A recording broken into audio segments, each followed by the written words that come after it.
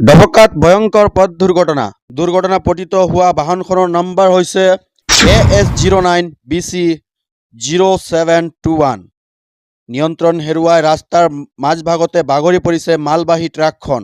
জানিব পৰা মতে চালকজনে টোপনিত যোৱাৰ বাবেই দুৰ্ঘটনা সংঘটিত হৈছে। এই বাহনখন ডবকাৰ ষ্টেট ফেৰত সংঘটিত হয়। এই দুৰ্ঘটনাটো পুৱতি নিশা এই দুৰ্ঘটনা সংঘটিত হয়।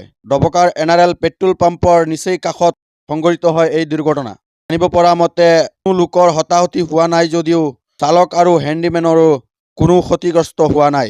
ঘটনাস্থলীত এতিয়াও ডবকা আৰক্ষী উপস্থিত হোৱা নাই যদিও খন্তেক মুহূৰ্তৰ ভিতৰতে ডবকা আৰক্ষী উপস্থিত হ'ব। আৰু ইতিমধ্যে দৃশ্যাংশ দেখি আছে, সেই দৃশ্যাংশ হৈছে ডবকা ষ্টেট ফেডৰ NRL পেট্ৰল পাম্পৰ ওচৰৰ দৃশ্য। আৰু এয়া আপোনালোকে দেখিব পাৰিছে, প্ৰত্যক্ষ কৰিব পাৰিছে, বৰ্তমান সম্পূৰ্ণ নেশ্যনেল হাইৱে আবদ্ধ হৈ পৰিছে, যানজঁটৰ সৃষ্টি হৈছে। ইতিমধ্যে জানিব পৰা মতে টোলগেট কৰ্তৃপক্ষই এটা ৰাস্তাৰে বৰ্তমান চলাচল কৰিবলৈ অনুৰোধ জনাইছে। আৰু এয়া দৃশ্যাংশ আমি পোনপটীয়াকৈ দৃশ্যাংশসমূহ দেখুৱাই লৈছোঁ। ইয়াৰ ডবকাৰ ষ্টেট ফেৰত ভয়ংকৰ পথ দুৰ্ঘটনা সংঘটিত হোৱা বাহনখনৰ নম্বৰ AS09BC0721।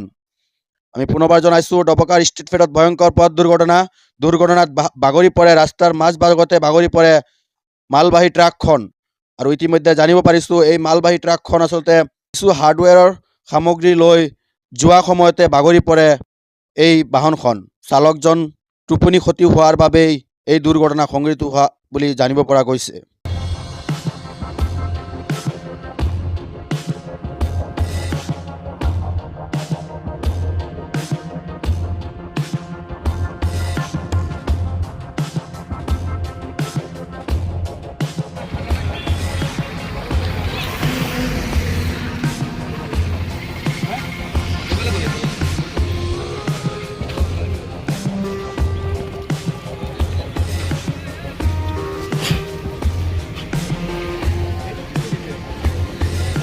এটা ৰক্ত নেই।